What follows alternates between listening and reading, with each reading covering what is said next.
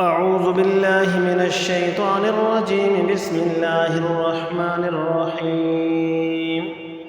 قل تعالوا أتل ما حرم ربكم عليكم ألا تشركوا به شيئا وبالوالدين إحسانا ولا تقتلوا أولادكم من إملاق نحن نرزقكم وإياهم ولا تقربوا الفواحش ما ظهر منها وما بطن ولا تقتلوا النفس التي حرم الله إلا بالحق ذلكم وصاكم به لعلكم تعقلون. ولا تقربوا مال اليتيم إلا بالتي هي أحسن حتى يبلغ أشده وأوفوا الكيل والميزان بالقسط لا نكلف نفسا إلا وسعها وإذا قلتم فاعدلوا ولو كان ذا قربى وبعهد الله أوفوا ذلكم وصاكم به لعلكم تذكرون. وأن هذا صراطي مستقيما فاتبعوه ولا تتبعوا السبل فتفرق بكم عن سبيله ذلكم وصاكم به لعلكم تتقون.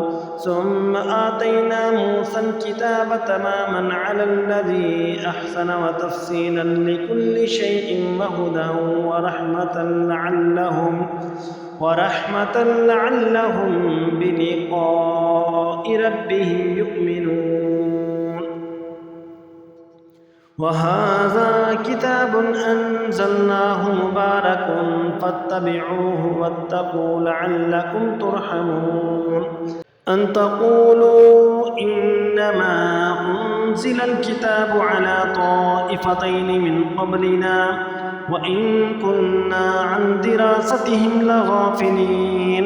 أو تقولوا لو أنا أنزل علينا الكتاب لكنا أهدى منهم فقد جاءكم بينة من ربكم وهدى ورحمة فمن أظلم ممن كذب بآيات الله وصدف عنها سنجزي الذين يصدفون عن آياتنا سوء العذاب بما كانوا يصدفون.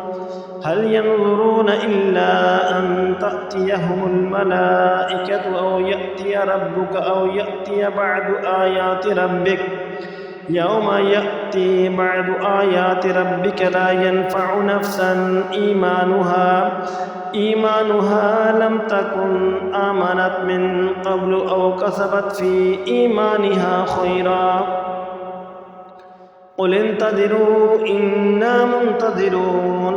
إن الذين فرقوا دينهم وكانوا شيعا لست منهم في شيء إنما أمرهم إلى الله ثم ينبئهم بما كانوا يفعلون. من جاء بالحسنة فله عشر أمثالها ومن جاء بالسيئة فلا يجزى إلا مثلها وهم لا يظلمون. قل إنني هداني ربي إلى صراط مستقيم دينا قيما ملة إبراهيم حنيفا وما كان من المشركين. قل إن صلاتي ونسكي ومحياي ومماتي لله رب العالمين لا شريك له وبذلك أمرت وأنا أول المسلمين. قل أغير الله أبغي ربا وهو رب كل شيء ولا تكسب كل نفس إلا عليها ولا تزر وازرة وزر أخرى ثم إلى ربكم مرجعكم فينبئكم بما كنتم فيه تختلفون.